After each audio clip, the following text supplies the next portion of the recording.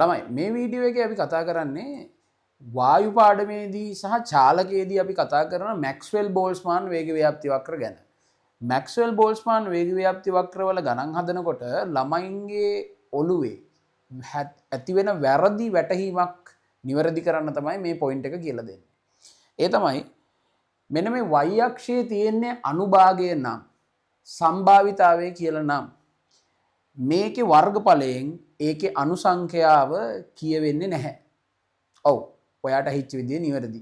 ඒ කියන්නේ y අක්ෂයේ අනුභාගය හෝ සම්භාවිතාවය කියලා තියෙනවා නම් හොඳට මතක තියාගන්න මේ මැක්ස්වෙල් බෝල්ස්මාන් වේග ව්‍යාප්ති වක්‍රයෙන් ඔයාගේ අනුසංඛ්‍යාව කියවෙන්නේ නැහැ. මුළු අනුසංඛ්‍යාව හොයන්න බෑ.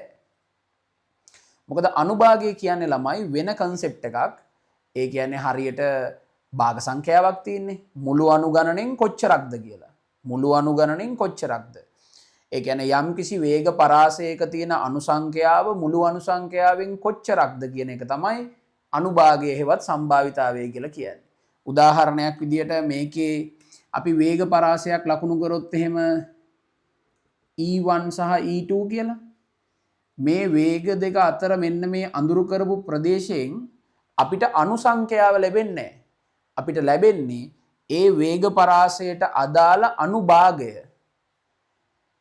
නමුත් ළමයි හොඳට මතක තියාගන්න ඔයාගේ y අක්ෂයේ තියෙන්නේ අනුසංඛ්‍යාව නම් මතක තියාගන්න මැක්ස්වෙල් බෝල්ස්මාන් වේග ව්‍යාප්ති වක්‍රය තුල ඔයාට ඔයාගේ පද්ධතියේ තියෙන මුළු අනුසංඛ්‍යාව මේ මැක්ස්වෙල් බෝල්ස්මාන් වේග ව්‍යාප්ති වක්‍රයේ වර්ගඵලයෙන් ලැබෙනවා.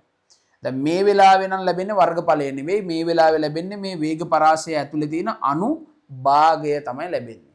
එතකොට මෙතන තියෙන්නේ ළමයි අනුසංඛ්‍යාව කියලා නම් මෙතන තියෙන්නේ අනුසංඛ්‍යාව කියලා නම් ඔයාට මේ වේග පරාසය ඇතුලේ තියෙන අනුසංඛ්‍යාව හොයන්න පුළුවන්.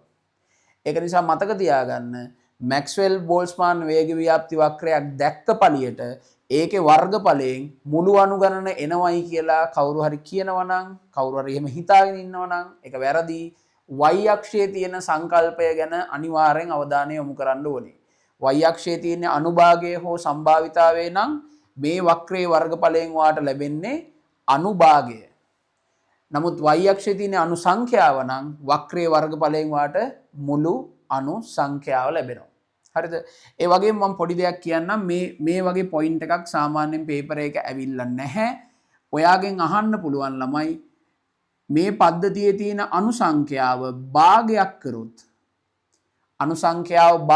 කරොත් දැන් පද්ධතිය ඇඳලා පෙන්වන්න කියලා මැක්ස්වෙල් බෝල්ස්මාන් වේග ව්‍යාප්ති වක්‍රය.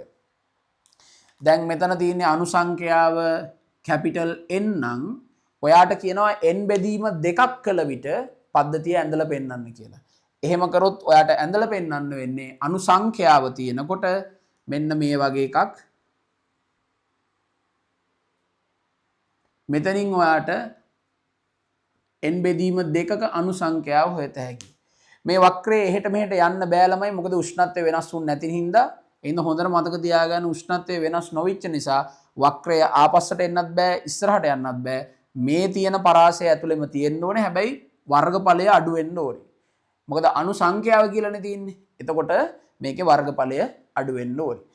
මේකේ අනුසංඛ්‍යාව දෙගුණයක් කරා කියලා කිව්වොත් මේ තියෙන වර්ගඵලයට වඩා වර්ගඵලය වැඩි වෙන්න ඕනේ. එතකොට ඔයාට මීට වඩා උඩින් තමයි ප්‍රස්ථාරය ඇඳෙන්නේ මෙන්න මේ විදියට. දෙකයි n උනා නා. ඔන්න ඔය විදියට.